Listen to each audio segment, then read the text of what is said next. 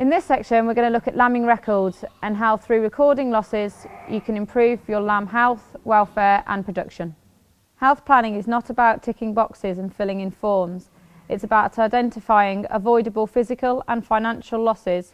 Recording lamb losses may be depressing, but it's useful information to improve the health and welfare of your flock and make changes for the future. Through using a notebook such as this, you can record various things from what date the tups went in, how many tups went in, and how many ewes you've actually tupped.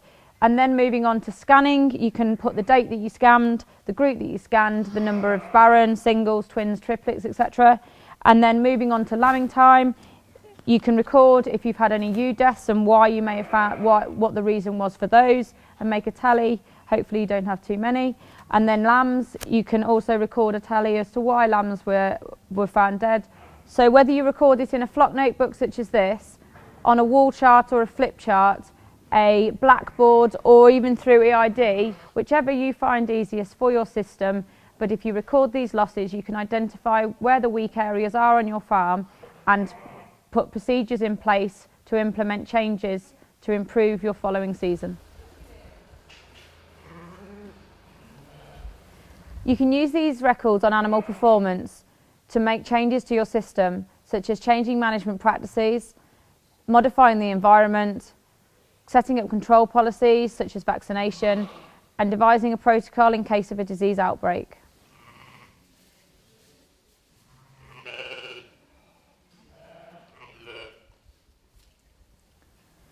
The number of ewes tupped is the total number of ewes or ewe lambs put to the ram. The scanning percentage is the number of lambs scanned divided by the total number of ewes put to the tup. The lambing percentage is the number of lambs born. You should compare this to the lambs scanned. This will show lambs lost during pregnancy through absorption, abortion, or which were born dead.